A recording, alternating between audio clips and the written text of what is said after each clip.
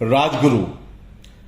जब भी हमारे देश के इतिहास में शहीदों का नाम आता है तो तीन नाम भगत सिंह, सुखदेव, राजगुरु, ये तीनों एक साथ आते हैं। कारण कि तीनों को सन 1931 में एक साथ फांसी दे दी गई थी। राजगुरु जी का नाम शिवराम राजगुरु था। एक महान देशभक्त थे, एक क्रांतिकारी नेता थे। दुख की बात यह है, केवल 22 वर्ष की आयु में अपनी मातृभूमि के लिए वो शहीद हो गए थे। इनकी शहादत को पूरा देश कभी भी नहीं भुला सकता। इनका जन्म, राजगुरु जी का जन्म 1908 में 24 अप्रैल को महाराष्ट्र राज्य के पुणे शहर के नजदीक एक छोटे से गांव खेड़ा के साधारण ब्राह्मण परिवार में हुआ था। ऐसा माना जाता है कि हरि नारायण जी ने 2 शादियां की थी और हरि नारायण जी के गुजरने के बाद शिवराम राजगुरु जी का पालन पोषण इनकी दूसरी माता पार्वती और इनके बड़े भाई ने किया था। पिता की मृत्यु हो जाने के बाद इन्होंने बहुत कम उम्र से ही होश संभाल लिया था। अगर पढ़ाई लिखाई की बात की जाए तो राजगुरु जी बचपन से बहुत अच्छे थे। एक तो इनको पिता की मौत ने, पिता की जल्दी मृत्यु के कारण इनकी शिक्षा बहुत अच्छी तो नहीं हो पाई। इनकी प्रारंभिक शिक्षा खेड़ गांव के एक सरकारी स्कूल में हुई और कुछ ही सालों बाद गांव में पढ़ने के बाद राजगुरु जी उच्च पढ़ाई के लिए वाराणसी चले गए थे। वाराणसी में इन्होंने संस्कृत विषय का ज्ञान लिया। राजगुरु जी ने वाराणसी में हिंदू धर्म ग्रंथों तथा वेदों का अध्ययन भी कर लिया था। साथ ही में इन्होंने लघु सिद्धांत कौमुदी जैसा एक कठिन धर्म ग्रंथ बहुत ही कम आयु में कंठस्थ याद कर लिया था।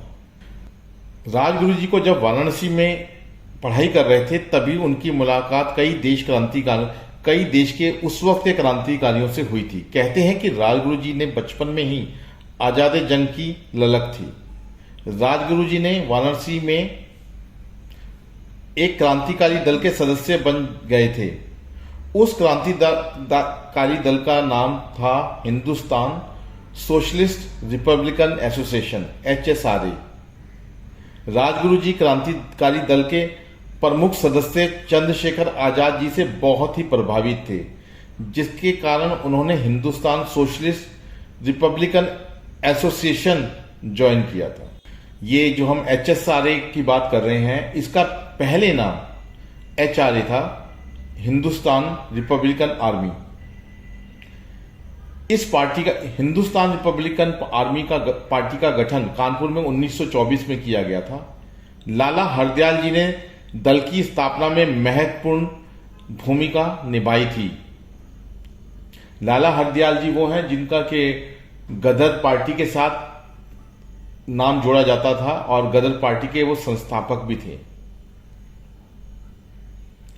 उस समय कांकोरी कांड के बाद हिंदुस्तान रिपब्लिकन आर्मी के बहुत से क्रांतिकारियों को फांसी हो गई थी, जिसके कारण हिंदुस्तान रिपब्लिकन आर्मी टूट गई थी। लेकिन स्वतंत्रता के आंदोलन को बनाए रखने के लिए हिंदुस्तान रिपब्लिक आर्मी के प्रमुख सदस्य चंद्रशेखर आजाद तथा नौजवान भारत सभा के प्रमुख सदस्य भगत सिंह जी के दल ने हाथ मिला लिया और एक नया क्रांतिकारी दल बनाया गया, जिसका नाम रखा गया हिंदुस्तान सोशलिस्ट रिपब्लिकन एसोसिएशन, मतलब HSRA। इस दल में जुड़ने के कारण राजगुरु जी भगत सिंह और सुखदेव के घनिष्ठ मित्र बन गए और इनके साथ मिलकर के आंदोलन में भाग लेना शुरू किया। राजगुरु जी को उनके दल ने रघुनाथ नाम दिया था। राजगुरु जी ने चंद्रशेखर आजाद से निशानेबाजी सीखी तथा निशानेबाजी में एक कुशल योद्धा बने। राजगुरु जी महात्मा गांधी के विचारों के बिल्कुल विपरीत, महात्मा गांधी साउथ अफ्रीका से आने के बाद हिंदुस्तान के सबसे बड़े और पॉपुलर नेता थे, लेकिन राजगुरु जी वैचारिक रूप से उनसे बिल्कुल असहमत थे। जहां महात्मा गांधी अहिंसावादी थे, वहीं राजगुरु जी हिंसा के बल पर अपना हक, स्वतंत्रता पाना चाहते थे।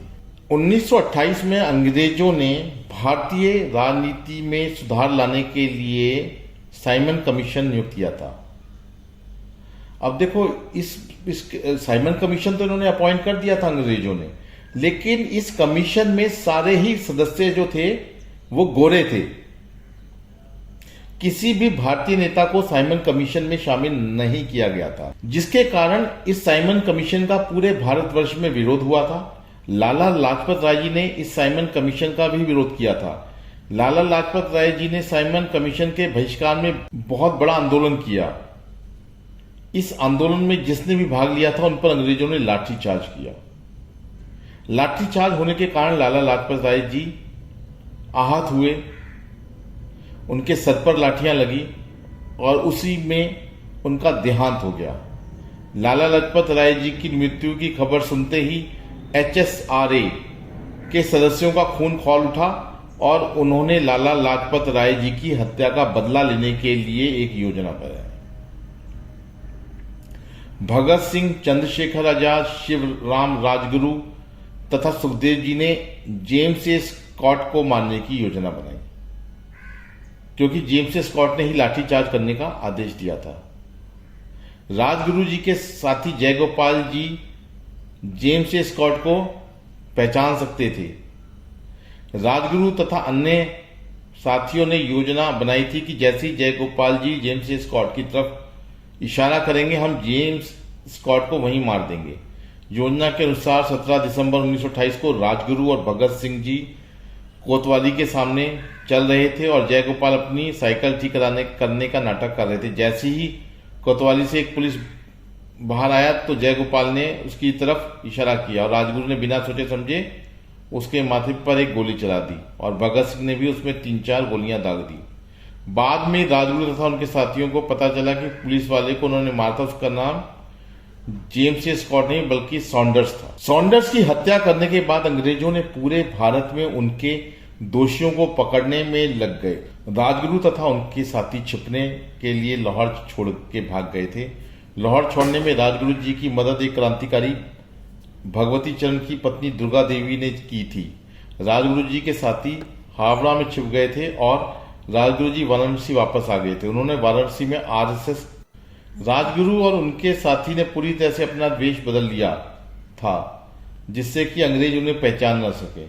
अंग्रेजों को भगत सिंह और उनके साथी पे सॉन्डर्स मारने का शक था, इसलिए अंग्रेज भगत और उसके साथी की खोज में लग गए थे।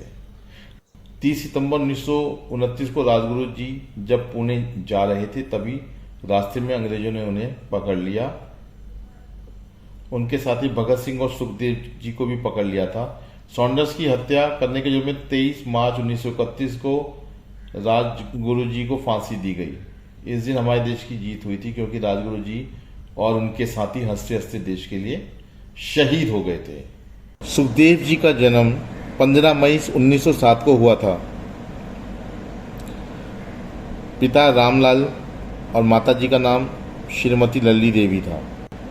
अपने शुरुआती जीवन बचपन से ही सुखदेव ने ब्रिटिश राज के अत्याचारों को समझना शुरू कर दिया था, इसलिए उन्हें अपने देश की स्वतंत्रता की आवश्यकता बहुत ही पहले समझ में आ गई थी। इसी कारण उन्हें आज एक क्रांतिकारी के तौर पर याद किया जाता है। Sukhdev Hindustan socialist republican association के सदस्य थे। वे पंजाब और उत्तर भारत के अन्य शहरों में क्रांतिकारी गतिविधियां संभालते थे। उनका जीवन देश और देश हित को पूरी तरह समर्पित था। उन्होंने लाहौर के नेशनल कॉलेज में युवाओं को भारत का गौरवशाली इतिहास बताकर उनमें देशभक्ति जगाने का काम भी किया था। लाहौर में ही सुखदेव ने अन्य क्रांतिकारियों के साथ मिलकर नौजवान भारत सभा की स्थापना की थी, जिसका काम देश में युवाओं को स्वतंत्रता के महत्व को समझाना और इस दिशा में कार्य करने हेतु प्रेरित करना था। सुखदेव ने बहुत सी क्रांतिकारी क्रियाकलापों में भाग लिया था। उन्हीं में से एक 1929 में कैदियों की भूख हड़ताल भी है, जिसमें ब्रिटिश सरकार की अमानवीय चेहरे को उजागर किया गया था।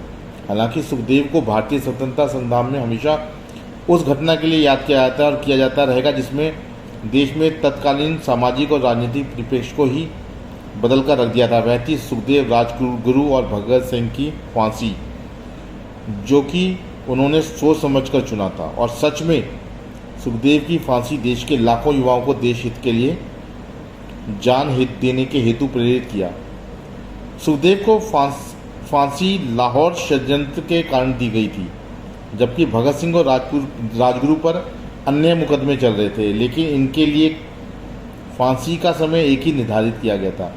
इसलिए आज तक ये 3 नाम एक साथ लिखे जाते हैं। भारत की आज़ादी की लड़ाई में जो स्वतंत्रता के लिए संघर्षरत दल 2 हिस्सों में बटे हुए थे, जिनमें नरम दल और गरम दल के नेता थे। गरम दल के नेता थे लाला लाजपत राय।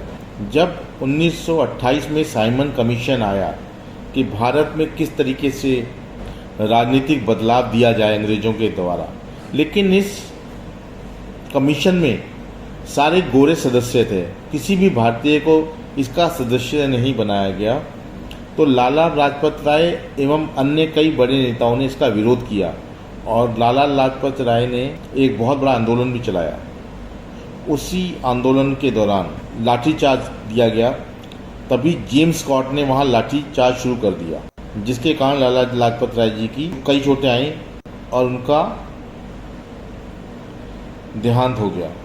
ब्रिटिश सरकार ने स्कॉट के खिलाफ एक्शन और लाला जी की मृत्यु की जिम्मेदारी लेने से मना कर दिया। ये वही जेम्स स्कॉट है जिन्होंने लाला लाजपत राय पर लाठीचार्ज का आदेश दिया था। और ये बात सुखदेव और उनके साथी पार्टी के अन्य सदस्यों को बुरी तरह से चुभ गई। इसलिए जेम्स स्कॉट से बदला लेने के लिए सुखदेव ने भगत सिंह और राजगुरु के साथ मिलकर एक योजना बनाई। प्लान ये था कि जेम्स स्कॉट को मार दिया जाए, लेकिन गलतफहमी के कारण ये गोली जेम्स स्कॉट को ना लगकर सॉन्डर्स को लग गई।